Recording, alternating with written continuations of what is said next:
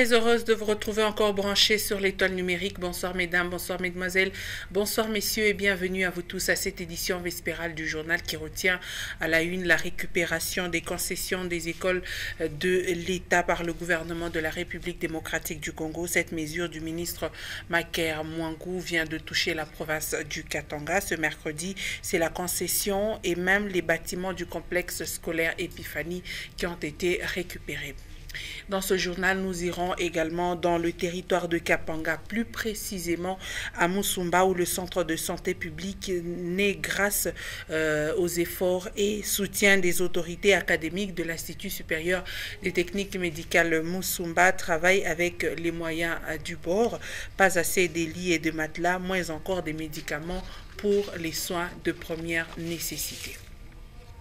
Une fois de plus, bonsoir et bienvenue à ce journal. L'année scolaire 2014-2015 est pour très bientôt. Le gouvernement de la République est donc déterminé à améliorer les conditions d'études dans les écoles à travers le pays. Le Premier ministre Augustin Matata Ponyo Mapon a ce mercredi évoqué le projet de construction ainsi que de réhabilitation de 1000 écoles à travers la République démocratique du Congo. Regardez.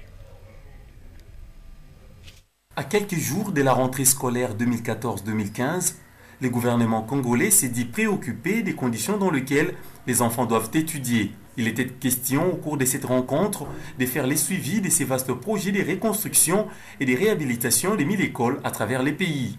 Il était question de suivi du projet de réhabilitation et de reconstruction des infrastructures scolaires.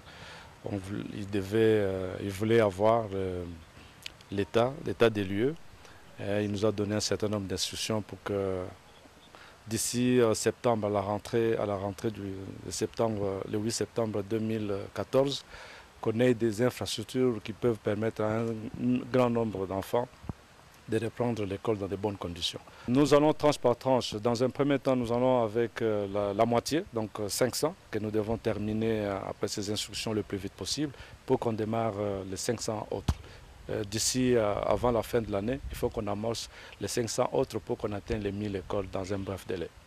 Les instructions du Premier ministre ont été claires. Il faut accélérer les processus d'acheminement des matériels pour que 500 nouvelles écoles soient prêtes d'ici la fin de l'année 2014.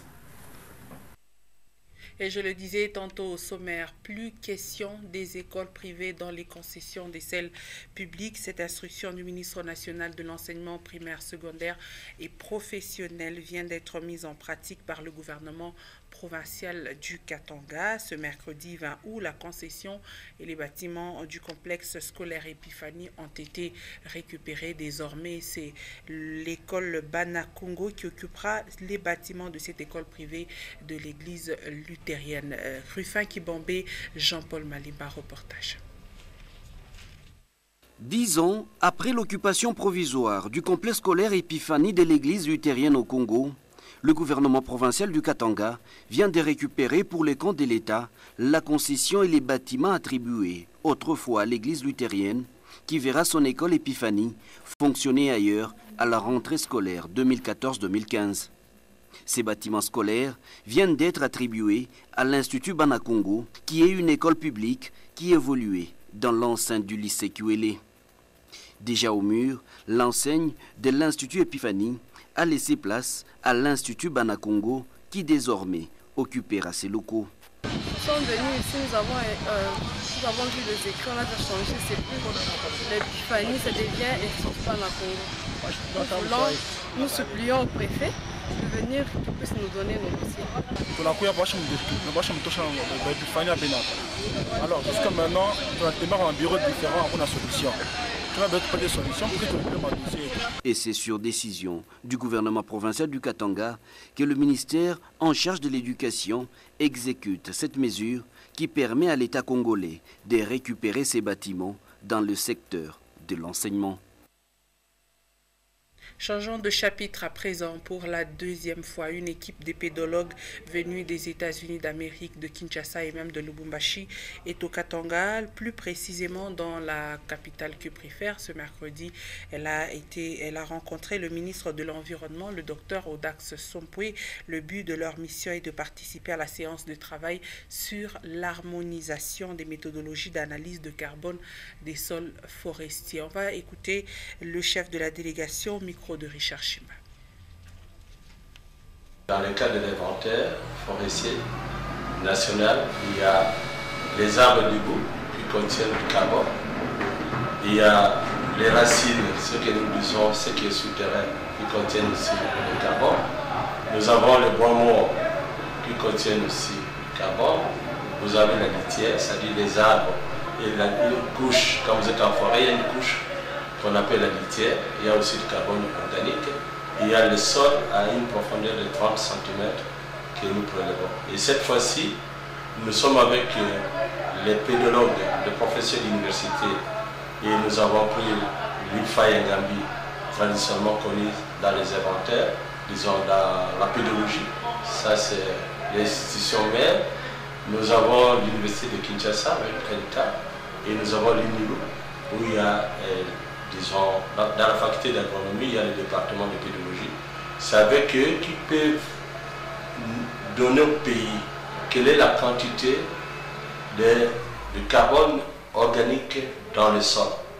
Et là, on a choisi Lubumbashi pour réunir toutes les institutions et avec l'appui financier des services forestiers américains. Quelques ronds-points de la ville de Lubumbashi ont été visités aujourd'hui par le maire de Lubumbashi, Jean-Oscar Sanguza Mutunda. L'assainissement de ces endroits stratégiques préoccupe au plus haut point l'autorité urbaine qui a envoyé quelques ouvriers pour apprêter le sol afin d'y planter la pelouse. Un reportage de Maurice Mazel. Chaque jour qui passe, le rond-point du carrefour se métamorphose depuis que le chantier en ces lieux avait débuté. Le maire Jean-Oscar Sanguza Mutunda a visité l'endroit pour se rassurer que les ouvriers de l'hôtel de ville de Lubumbashi sont parvenus à niveler les abords où sera plantée la pelouse. À la place dite 24 heures sur 24 heures, au monument de la paix, quelques ouvriers dessouchent l'ancien gazon et labourent la terre pour orner au mieux le rond-point. Un bac est placé juste à côté pour y jeter la mauvaise herbe.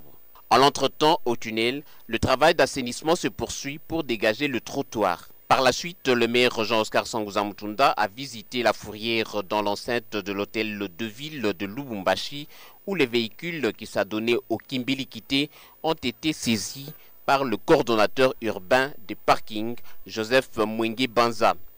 Le commandant de la police a par la suite présenté au maire Jean-Oscar Sanguza Mutunda un chauffeur de transport en commun réputé dans le Kimbilikité sous prétexte que son patron, c'est-à-dire le propriétaire du véhicule, est un officier au sein de la police nationale congolaise. Jean-Oscar Sanguza Mutunda a un défi permanent à relever lorsque tout le monde sait que plusieurs notabilités ont investi dans le secteur du transport en commun. Et par conséquent, le trafic d'influence s'enracine dans la culture de l'Ouchoua peu à peu.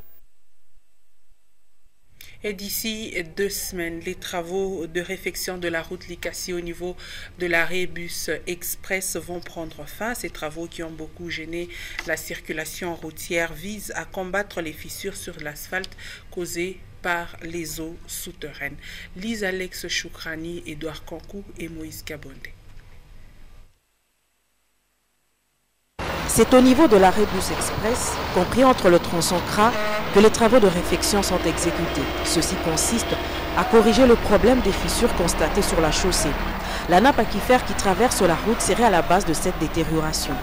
Les engins procèdent à la fouille, ensuite seront posés les drains. Et c'est pour rendre la circulation fluide à cet endroit que les travaux évoluent en sections. Après avoir refait le côté gauche, c'est le milieu qui est attaqué avant de s'étendre du côté droit de la route. Et par conséquent, les conducteurs doivent tous être patients puisque le dépassement n'est pas possible et ils peuvent ainsi éviter tout risque d'accident. Ici, c'est une section qui était déjà finie, on avait même asphalté. Mais par la suite, on s'est rendu compte qu'il y avait des petits pots de crocodile qui étaient apparus. Quand on a mené des études approfondies sur ça, on s'est rendu compte que la nappe phréatique n'est pas loin. Donc quand on a essayé de traiter ces pots de crocodile, l'eau de la nappe est remontée.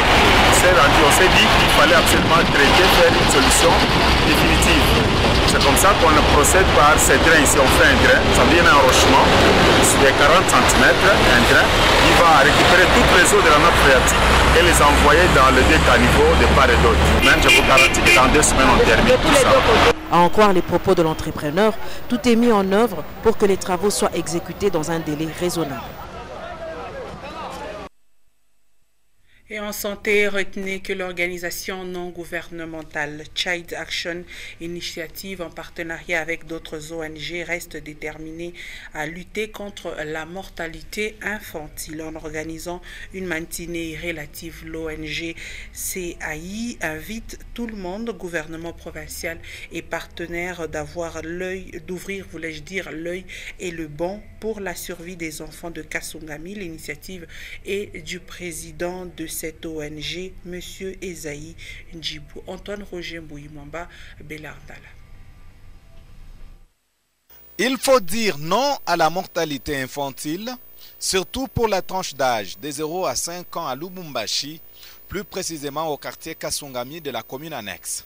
D'où l'organisation de cette matinée du 20 août par l'ONG Child Action Initiative de Esaïe Njibou, qui a permis aux différents enfants de s'exprimer là-dessus par des jeux, récital des poèmes, défilés, tout étant caractérisé par des messages disant stop à la mortalité. Inakuwa kigumu sana, ukosefu wa dawa inafanya watoto wale kufa mingi sana. Ndio kwa maana tulipenda leo. Le manque de produits pharmaceutiques, infrastructures sanitaires adéquates, ainsi que des soins de qualité, tout ceci contribue à la mortalité à Kasungami. Nous sollicitons ainsi l'implication des autorités autres partenaires pour lutter contre cela. Na fedha ya kuweza kulipa na kuuza na vitu kwa wale wanakuwa ndani ya ile kazi watoke mzuri juu ya kumalisha kifo cha watoto. Ici, l'initiateur de CAI invite le gouvernement d'avoir un regard particulier pour les enfants de Kasungami. Nous avons le devoir de faire respect ces enfants pour leur offrir un cadre de vie acceptable. Même demande formulée aussi aux autres partenaires, dont la Vision mondiale, qui a compris qu'il faut l'apport de tous pour la survie des enfants. Et notre combat, c'est que chacun là où il est, qu'il soit conscient qu'il a un grand rôle à jouer, soit en tant que parent, soit en tant qu'acteur du gouvernement, soit en tant qu'acteur du développement, qu'il puisse apporter sa contribution pour mener des actions qui puissent contribuer à la survie de nos enfants. Parce que la survie des enfants est une affaire de tous, plusieurs allocutions allant dans le sens de l'encadrement de ceux-ci ont été faites en présence de plusieurs invités de marque qui y ont pris part. Une manifestation qui a eu lieu au quartier Kasungami à l'Institut Mathias Mulumba, tout étant ponctué par un cocktail offert aux hôtes. Implanté à Musumba dans le territoire de Kapanga, le centre de santé public Kanampung a vu le jour grâce à l'initiative des autorités académiques de l'Institut supérieur des techniques médicales Musumba. Néanmoins, il faut dire que les difficultés sont énormes. Manque de matériel adéquat, pas assez de lits et de matelas, ni encore moins les médicaments pour les soins de première nécessité. Jean-Claude Mbal, Etienne Ilunga. Il y a 2 ans que ce centre de santé de référence Kanampung a vu le jour. Le docteur Yves Virong est directeur général de l'Institut supérieur des techniques médicales de Musumba. Nous manquons les matelas ainsi que les lits. Il y a des lits que le gouvernement provincial avait donnés, 20 lits. Il avait promis qu'on nous donnerait 40 lits. C'est ainsi que vous avez vu qu'il y a même des malades qui dorment sur des lits en bambou. Il y a des malades qui dorment sur des lits sans matelas. Et nous n'avons pas de médicaments essentiels. Il reconnaît tout de même l'assistance du gouvernement provincial. effectivement, le gouvernement nous avait donné les médicaments il y a cela 2 ans. Alors vous comprenez que les médicaments, c'est chaque jour que les médicaments se terminent. Les lots là que vous avez vus, c'est grâce à l'initiative, grâce à la politique de recycler les médicaments qu'on tente d'avoir, qu'on essaie d'avoir un petit lot là de médicaments. Mais sinon, nous traversons des moments très difficiles. Les lits du bloc opératoire ne permettent pas de bonnes conditions de travail aux médecins. L'implantation de ces centres de santé avait pour entre autres missions. Il fallait que ces centres puissent servir de cadre de recherche pour nos étudiants. Il fallait que ces centres puissent offrir les soins à la population, chose que nous sommes en train de faire. Il fallait que ces centres soient les lieux d'apprentissage où nos étudiants sont appelés à effectuer des recherches. Et ça s'est fait. Présentement, avec une capacité d'accueil de 60 lits, cette institution enregistre en moyenne 50 à 60 accouchements par mois. D'autres services y sont organisés à l'instar de la médecine interne, la chirurgie, la gynéco-obstétrique et l'échographie. Et puis, cette note moins gaie, un accident de circulation a eu lieu la soirée d'hier mardi au niveau du village Shinga sur la route Kasumbalesa. Après crevaison, un bus de marque EAS a effectué plusieurs tonneaux au terme desquels 7 passagers étaient grièvement blessés. L'on nous signale aussi que dans cet accident, le gardien du cimetière Penga Penga, M. Jules Maloba Monga, a perdu la vie. Le maire est allé donc reconforter la famille du défunt. En la matinée de ce mercredi 20 août 2014, dans la consternation totale, Jean-Oscar Sangouza Mutunda a débuté sa journée à la morgue de l'hôpital Chikamine Sud à l'annonce du trépas du gardien du cimetière de Penga Penga, drame survenu non loin du village Shinga, de suite d'un accident de circulation causé par la crevaison d'un pneu de la IAS. L'infortuné Jules Maloba Monga serait mort sur le champ après que le véhicule qui le transportait ait effectué quelques tonneaux. Du funérarium, le maire Jean-Oscar Sangouza Mutunda et toute sa suite sont partis aussitôt après consoler la veuve et la famille biologique de feu Maloba Monga Jules à son domicile 6 avenue de la Paix, numéro 3, quartier Naviundu, dans la commune annexe. Au cimetière de Sapin 2 où il reposera, Cyril Moulagi, responsable des cimetières de la ville, a indiqué l'emplacement où sera inhumé le défunt. Probablement, ces funérailles auront lieu le jeudi au plus tôt parce que le corps a subi un choc infernal. Selon le témoignage, il revenait de la cité de Kasumbalesa quand l'inévitable est survenu. Il ressort que 7 passagers à bord de la même IAS s'en sont sortis grièvement blessés. Le chauffeur, lui, a eu le temps de disparaître dans la nature. Jules Maloba Monga laisse derrière lui une veuve et des petits orphelins.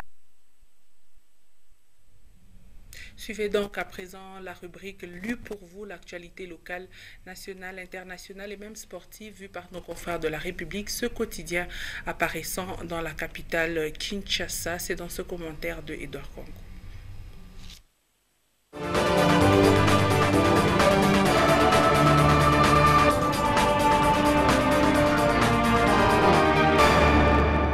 MP, la grande palabre. Le chef milicien Gédéon, délogé de son fief par le FARDC, le FDLR, loin de la région de Grand Lac, Ebola, tout ce que l'on sait aujourd'hui sur le virus tueur. Ce sont là les titres phares des informations publiées dans le quotidien La République qui est à son 730e numéro. Bienvenue messieurs et dames à ce numéro de Lue pour vous. En politique pour commencer, le confrère titre MP des langues au sein de la MP se sont prêtées aux préoccupations de la presse nationale. Dans l'ensemble, la majorité au pouvoir ne s'opposerait nullement à la vertu du dialogue entre membres. La plateforme désapprouve cependant l'usage excessif de la liberté individuelle qui porterait ombrage à la cohésion interne et friserait la rébellion. D'où la quintessence de la réunion annoncée avec pour but de sonder des textes réglementaires. Zoom sur le Katanga, le confrère renseigne que le chef milicien Gédéon délogé de son fief par le FARDC. Le commandant de la 61e brigade des forces armées de la RDC FARDC, colonel Stanislas Kabezia, a indiqué mardi que l'armée a pris dimanche à Kibawa, dans le nord du Katanga, le contrôle du quartier général du chef milicien Gédéon Mutanga, qui a réussi à s'échapper après une attaque lancée le même jour par les éléments de son unité. Revenant sur le 34e sommet ordinaire de la SADC, le rédacteur de la République souligne les FDLR loin de la région de Grand Lac. Le 34e sommet ordinaire des chefs d'État et des gouvernements des pays de la communauté de développement de l'Afrique australe qui s'est tenu à Victoria Falls au Zimbabwe les 17 et 18 août 2014 a appelé les Nations Unies en collaboration avec l'Union africaine à contribuer à l'installation temporaire des éléments des FDLR qui se sont rendus dans des pays tierces en dehors de la région de Grand Lac. Au chapitre de la santé pour terminer, Ebola, tout ce que l'on sait aujourd'hui sur le virus tueur. Chaque jour apporte son lot de mauvaises nouvelles. Les pays d'Afrique de l'Ouest semblent actuellement impuissants à juguler la progression de ces terribles virus qui sèment la mort. Les autorités sanitaires de tous les pays redoutent l'arrivée sur leur territoire d'un malade non dépisté susceptible de contaminer d'autres personnes. Fin de ce numéro de Lu pour vous. Merci madame, messieurs de l'avoir suivi.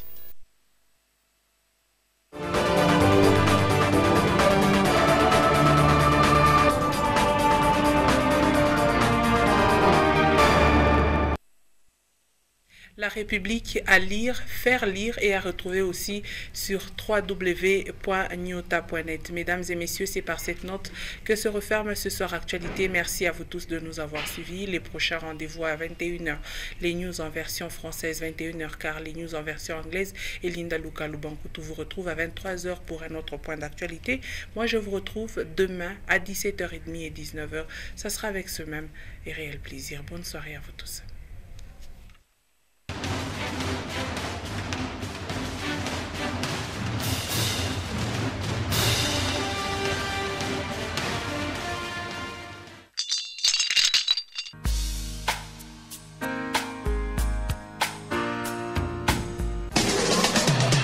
Programmation musicale, voice track, gestion publicitaire.